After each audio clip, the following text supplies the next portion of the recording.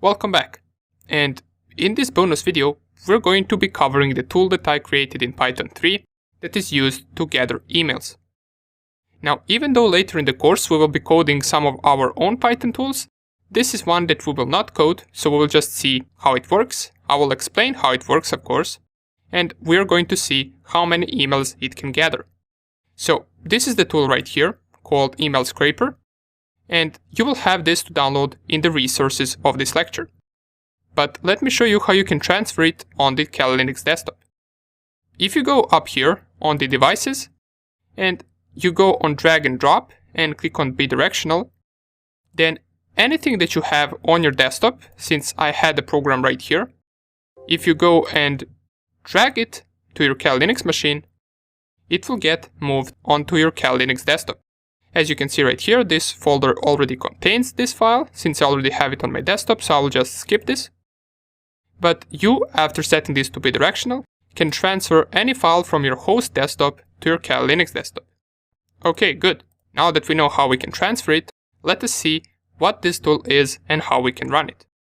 So just to check out the code of this tool real quick, let us double click on it and let me enlarge all of this. And what this tool essentially does is it asks us for the URL, and we provide it with the URL of a certain domain name. Then what this tool does is it tries to extract all of the emails that are in the HTML page of the URL that you specified. But what it also does is it tries to crawl within other URLs that are found inside of that page. For example, this count variable right here, that is equal to 100, means that we will be searching for emails in 100 different links. So you specify the main URL, then it goes through that URL, it extracts all of the emails, but it also extracts all of the other URLs that are leading to different pages. Then it goes to those different pages and performs the same thing. It tries to find the emails, and it also finds more URLs. And it does that until it reaches 100 URLs. This is a number that you can change if you want to, so you can set this to be lower or higher depending on how much results you want to find. Down here we can see that it is finding those emails using regex.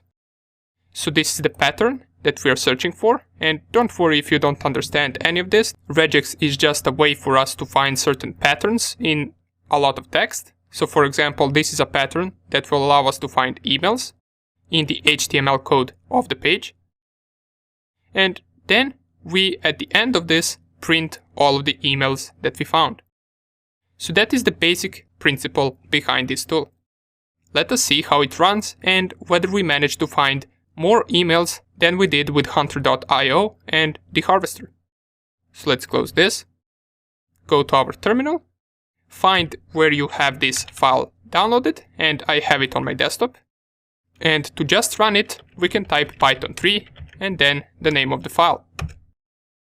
It will tell us enter target URL to scan, and here I'm going to specify the full URL to the same domain name that we used for the harvester and hunter.io, just so we can compare how many results we get with this tool and how many results we got with hunter.io and the harvester. So if I type the domain name and press here enter, this will go and process 100 links. And depending on whether you change that number, it might be higher or lower. And at the end of processing these links, it will print out all of the emails that it managed to find. So if you remember, with hunter.io, the website that we used, with the free account we managed to gather 10 different emails. With the harvester, first time we didn't manage to get any email, but after running it a couple of times, we might be able to get around 10 to 15 different emails with the harvester. But let's see how many this tool will find. So let's just wait for this to finish, and I will get back to you as soon as it's done. Okay, so the tool has finished scanning, and here are all of the emails that we managed to find. You can see there is at least 100 or 150 of them, and they all belong to the same domain. Now, we might occasionally find some email that doesn't belong to this domain, and we saw one down here, I believe. Let me just find it. This one. It doesn't have the domain name inside of the email, but all of the others do. And we got at least 5 to 10 times more results than we managed to get with the Harvester, which is Kali Linux tool, or with the free account of hunter.io. And here are all the links that it processed, so it clicked on all of these links and it tried to extract as much emails as it could from these links. Cool, right? So now you have a tool that will be able to capture a lot of emails based on the specified domain. Just make sure that once you run the tool, you specify HTTP or HTTPS before the domain name. Okay, so this tool is now yours. Feel free to use it as much as you want. And later on in the course, we will also be coding our own Python tools. They will not be some too advanced tools, but we will be covering basics of creating our own hacking tools, which is something that every hacker should at some point of their journey learn. Great. So now that we finished with the information gathering section, we're ready to start off with scanning section.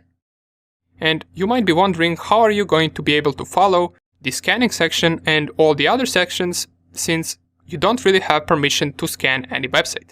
Don't worry, there are a lot of free vulnerable machines and websites that we can download and practice on them. And we're going to be seeing how we can find them and install them inside of our VirtualBox. So we will have our own vulnerable lab where we can practice our hacking. So thank you for watching this section, and I will see you in the next one.